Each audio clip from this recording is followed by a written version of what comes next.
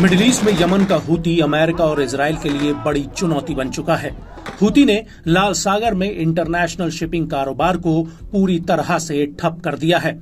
America, Israel या किसी अन्य पश्चिमी देश का जहाज यहां से जैसे ही गुजरता है, हूती उस पर तुरंत मिसाइल, ड्रोन और रॉकेट फायर कर देता है।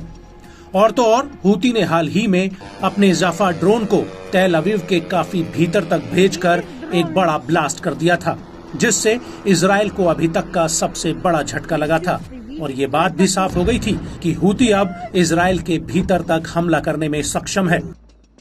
लेकिन इस हमले में इजराइल के एयर डिफेंस सिस्टम की सबसे बड़ी चूक सामने आई थी।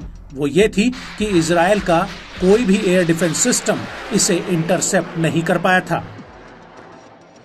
दरअसल हूती इजराइल और अमेरिका के खिलाफ सस्ते ड्रोन या कॉपी की गई टेक्नोलॉजी से बनाए गए हथियारों का इस्तेमाल कर रहा है। वहीं अमेरिकी सेना पिछले करीब 1 साल से लाल सागर और अरब सागर में हूती के हमलों से बचने के लिए बेहद ही महंगे और कम एडवांस टेक्नोलॉजी का सहारा ले रही है। अमेरिका ने लाल सागर में एयरक्राफ्ट कैरियर के साथ कई जहाज और एयर विंग तैनात किए हैं, जिनसे एक दिन में फायर किए जाने वाला गोला बारूद करोड़ों डॉलर का है और अब तक ये खर्च $1 अरब को पार कर चुका है। कार्लोस डेल टोरो का कहना है कि अगर हम $50,000 के एक तरफा ड्रोन को $30 लाख की मिसाइल से मार रहे हैं, तो ये लागत के हिसाब से अच्छा समीकरण नहीं है। सेक्रेटरी कार्लोस ने सवाल उठाया कि ऐसे हालातों में सबसे बड़ी मिलिट्री और अमेरिकी डिफेंस इंडस्ट्री कॉम्प्लेक्स सस्ते हथियारों को क्यों नहीं बना सकते।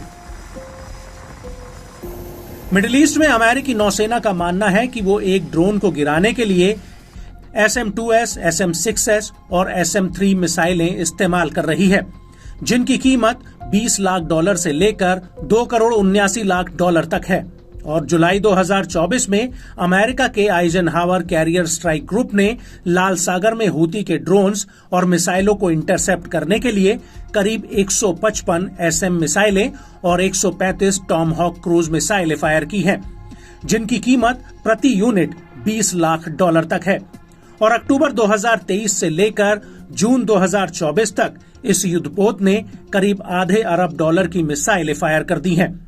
इसके अलावा इसके पास मौजूद एयरक्राफ्ट्स ने 420 हवा से जमीन पर वार करने और 60 हवा से हवा में वार करने वाली मिसाइलें फायर की हैं। वहीं USS ड्वाइट डी आइजनहावर के कमांडर का कहना है कि उन्होंने AGM-114 हवा से हवा में वार करने वाली मिसाइलें, जिनकी प्रति यूनिट कीमत करीब $1,50,000 है, और AIM-120 हवा से हवा में वार करने वाली मिसाइलें फायर की हैं। वहीं दूसरी तरफ यमन का हूती अमेरिकी सेना पर इराक और सीरिया के रास्ते और एक तरफा आत्मघाती ड्रोन से हमले कर रहा है।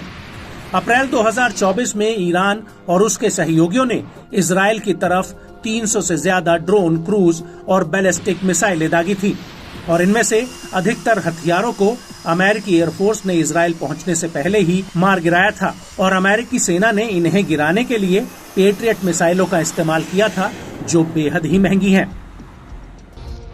और यही वजह है कि यूक्रेन युद्ध में जब रूस ने ईरान के सस्ते ड्रोन्स का इस्तेमाल करना शुरू किया, तब जाकर अमेरिका को ये एहसास हुआ कि वो युद्ध में टेक्नोलॉजी के हिसाब से अभी भी पारंपरिक हथियारों पर ज्यादा जोर दे रहा है, जबकि उसके प्रतिद्वंदी सस्ती ड्रोन टेक्नोलॉजी से उसके करोड़ों डॉलर के हथियारों को नष्ट कर रहे हैं।